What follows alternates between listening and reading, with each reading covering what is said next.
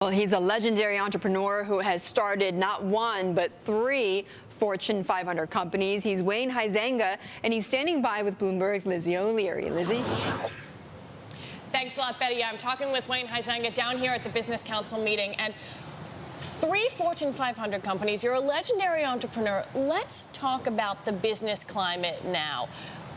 What's it like for someone who wants to repeat the kind of successes you've had? Can someone do that these days? Well, first of all, I'd like to just get out of the depression stage and get back into a recession again. That would be nice. We're in a depression now? I think we are, and we're gradually starting to come out of it, but we need to get back to the recession first.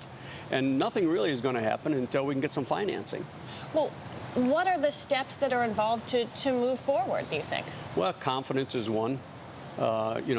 People gradually get more and more confidence to do some bold things, building or renting or selling or whatever the case may be. It's just going to take some time. I mean, I feel we're at the bottom, and we're gradually, slowly starting to come out of this. There's different opinions as to how quickly that happens. I think it's going to take longer than most. And it's just, that's the real world we live in today. We're just going to have to live with it. You're a big Republican. You raised a lot of money for President Bush. How would you grade the Obama administration's economic performance so far? Horrible. Tell me more. Horrible.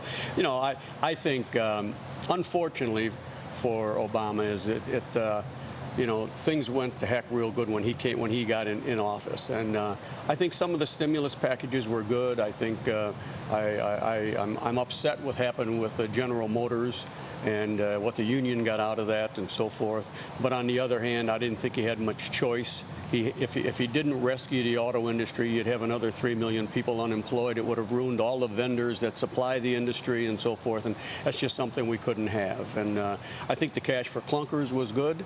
And that was a good stimulus package. The side benefit of the cash for clunkers is that it took 700,000 Obama bumper stickers off the road. I think that was good, too. All right, well, let me ask you then about the auto industry, because obviously AutoNation was one of your companies. Where do you see the state of the U.S. auto industry going? Are Ford, GM, Chrysler making cars Americans want to buy? Yes, they will. And especially in GM's case now, with the bankruptcy, they got rid of a lot of baggage. All the excess plants, all the excess land, things they didn't need. They have the new GM and the old GM, and the new GM isn't saddled with all the problems they had in the past, and so they're a lot meaner, a lot quicker, more nimble. The cars they're developing are very, very nice now. And if you look at the new Buick and the new Chevy and so forth, they are good cars, and I see good things ahead for General Motors. Now, I got to ask you, because we got to talk about sports here. I can't talk to you and not talk about sports.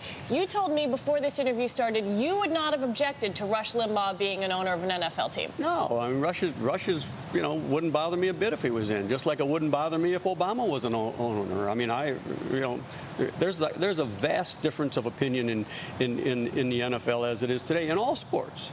I mean, there's Republicans and there's Democrats and there's people that don't have any allegiance, and so I think Rush would have been fine.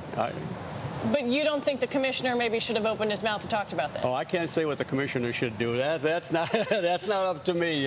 So I don't know how that came about. I haven't talked to anyone at the NFL. I don't know exactly how it started or how it got to where it did, and I don't know what was said to Rush's partners. So I just know what I read in the newspaper. But you asked me a question, would I have objected? No, I would not have objected to him. All right, Wayne Huizenga, thank you very much for your time. This has been a lot of fun.